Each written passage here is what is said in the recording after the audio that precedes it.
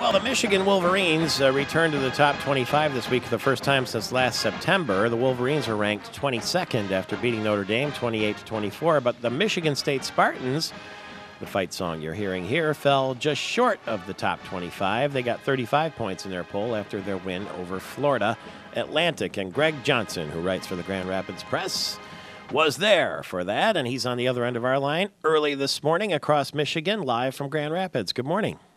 Hey, good morning, Michael. Can you sort of set the scene for me? How did it go in Ford Field? What was it like to see a collegiate game on a nice September day under that roof?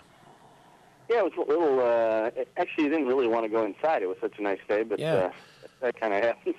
And it was kind of a little sterile atmosphere for a college game.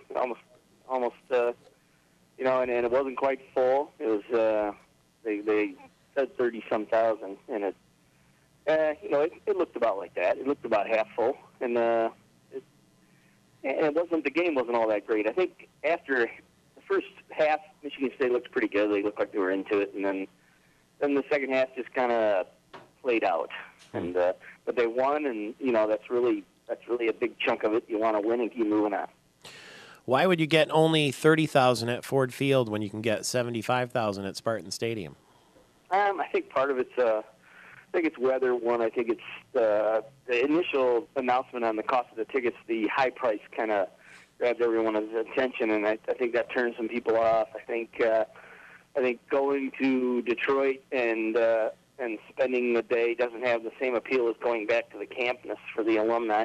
Mm-hmm. And I think you know, it was another home game that they were going to have to try to pay for. So.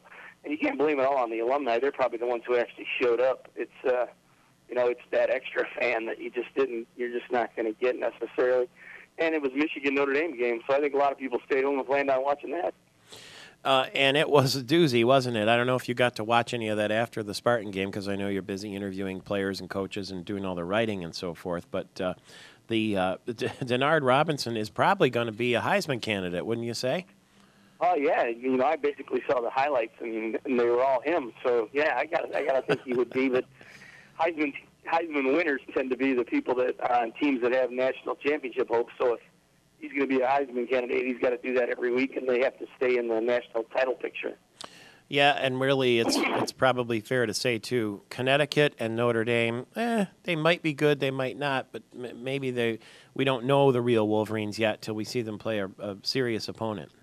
Oh yeah, it's way too early to tell anything really. You can't make harsh judgments on Michigan or Michigan State or Notre Dame or anybody yet. It's just plain not enough work yet. So you know, you have to wait until the Big Ten season starts to tell what kind of mettle these teams have. Would the Spartans be miffed they're not in the top 25, but Michigan is? No, I don't think they're even thinking about that stuff at this point. I mean, it means nothing in week 3. Yeah. If you're in the top 25 in week 8, then it starts to get serious. But when you're in it, you know, now it means nothing, and there's no real bowl chance lining up or anything like that. And you're just trying to get as good as you can because the hard part of the schedule's coming up. I went to Whistling Straits this weekend and played the Straits course. I may quit the game after that. That place is tough. That's a difficult place. Well, you have to have a caddy. Did you have a caddy and figure out where to hit it? Yeah, we had a caddy, but the tough thing is they make you double bag. The caddy double bags, and so if your man's looking for ball in the left hay, and you know you're looking for in the bunkers on the right, and they were 5.5 hour rounds walking up and down over that terrain. The lake was beautiful and all that, but that's tough duty. And I see that Dustin Johnson won on the PGA Tour yesterday, and down there at Cog Hill, where the players were all complaining about the greens, including Phil Mickelson. But Tiger Woods didn't make the Tour Championship. He's done for the year. Yeah, you gotta keep playing well enough to advance, and he just hasn't played that well this year, and so he's got things to work on. Did you think that was a catch yesterday in the corner of the end zone there, Calvin Johnson, to beat the Bears? Oh yeah, I don't like that rule. I mean, I knew the rule existed, but I thought, you know, they're saying second action. He moved it to his right hand. I really thought it was a catch, and you know, and if that's not a catch, then they need to change the rule. That can't be the spirit of the rule. That can't be the reason they make some rule like that.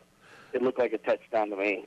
I mean, he had two hands on it when he caught it, And like you say, he pulled it down into one hand when he was just kind of running out the play. And I thought he sort of used the ball to break his fall on the ground more than anything. But his hand was so... It almost looked like he was trying to get up. So yeah. And celebrate. So I really think it's that rule needs to be looked at closely, and they need to reword it or something, and say, except when Calvin Jansen catches it and Detroit finally wins or something. They need to have an addendum.